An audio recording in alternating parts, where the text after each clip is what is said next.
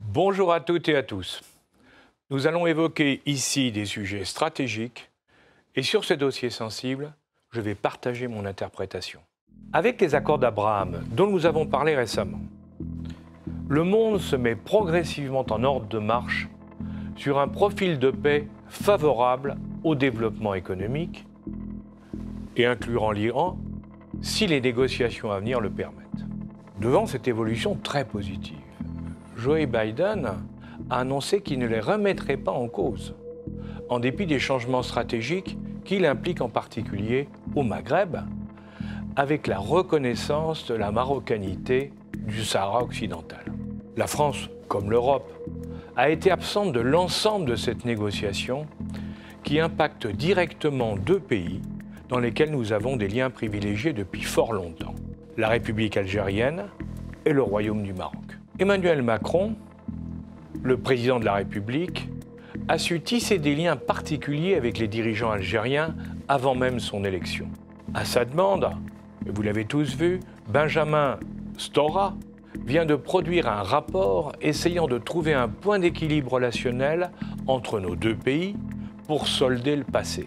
Une France très inquiète par la montée rapide de l'immigration et de l'islamisme, et une Algérie dont la classe politique tente de faire oublier ses erreurs en accusant de tous les maux et depuis 60 ans ceux qui l'ont quitté lors de l'indépendance. Au-delà des opinions et des positions très idéologiques des uns et des autres, dans chaque camp, il faut regarder la réalité en face. L'Algérie n'a pas d'histoire propre, n'ayant jamais existé en tant qu'État jusqu'à l'indépendance, comme le rappelle Bernard Lugan dans son livre sur l'Algérie, l'histoire à l'endroit. Son voisin, la Tunisie, est peuplé de descendants des Carthaginois, qui, derrière Hannibal, firent trembler la Rome impériale. En Algérie, les Berbères, qui habitaient les zones montagneuses et furent les véritables premiers occupants, sont devenus une petite minorité. Ils sont les descendants de leur reine de Lorès, Gaïna, qui se battit jusqu'à la mort contre les Arabes omeyyades au 7e siècle, quand ces derniers passèrent par cette région pour aller s'installer en Espagne. L'Empire ottoman, après en avoir chassé les Espagnols qui étaient installés à Oran et Tlemcen, a occupé le pays de 1515 à 1830. Durant cette période, il a laissé une grande autonomie à son régent, le Dey, qui contrôlait son territoire avec l'aide de janissaires turcs, c'est-à-dire de militaires turcs. Il pratiquait la piraterie et l'esclavage des chrétiens, tel le corsaire, né en Grèce, parce qu'on ne le sait pas, Khizr Khayr el-Din, dit Barberousse, qui alla dans un de ses raids jusqu'à hiverner à Toulon avec sa flotte et deviendra plus tard le bey d'Alger. Enfin, à la colonisation turque succéda celle de la France pendant 130 ans, suite à un coup d'éventail du pacha turc d'Alger contre le consul français Pierre de Val.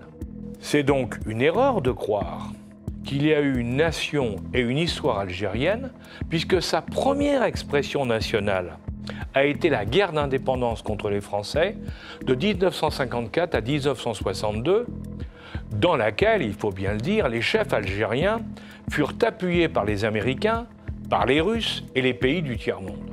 Ceci explique pourquoi cette guerre est la période fondatrice aux yeux de ses dirigeants et de leur parti politique, le FLN.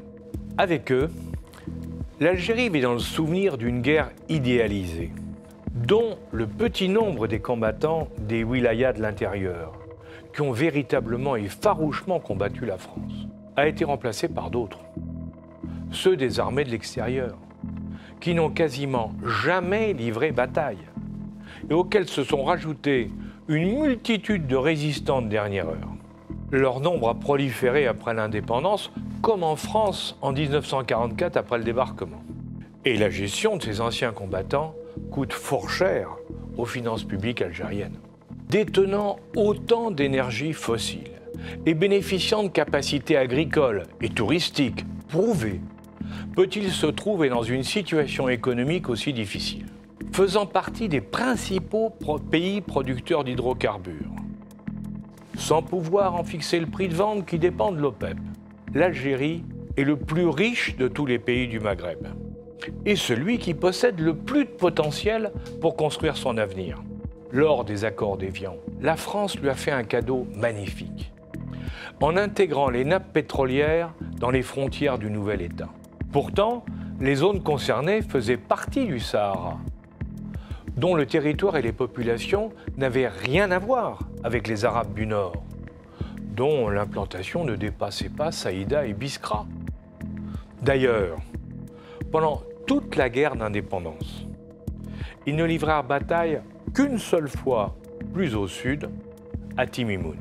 Malheureusement, cette richesse a été mal utilisée par un État qui s'est rapidement pénalisé par la nationalisation des secteurs clés de l'économie et la mise en place d'un processus de planification centralisé. Il s'est ensuite affaibli, malgré le passage à la démocratie dans les années 80, par la corruption d'une partie des élites et par le développement de l'économie informelle.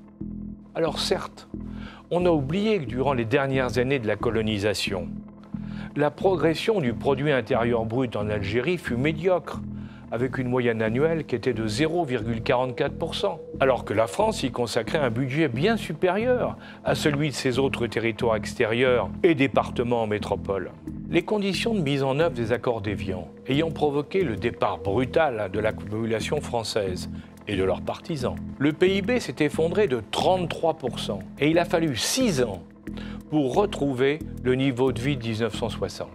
À cela, il faut ajouter que, comme toujours dans l'histoire, ce jeune État a connu des révolutions de palais et des prises du pouvoir plus ou moins violentes, qui ont éloigné des dirigeants talentueux et perturbé sa dynamique de développement, comme le rappelle Ahmed Bouyakoub dans son livre « 50 ans après l'indépendance ». Malgré ses efforts, l'Algérie n'a connu qu'une croissance moyenne de 1,40% sur cette période de 50 ans, contre 2,21% au Maroc et 3,25% en Tunisie. Et cela, en dépit d'un volume d'investissement global supérieur de 85% à celui du Maroc et de 28% de celui de la Tunisie. Il est vrai qu'une bonne partie des fruits de la croissance ont été consommés par une démographie galopante, avec une population passée en 60 ans de 11 à 44 millions d'habitants.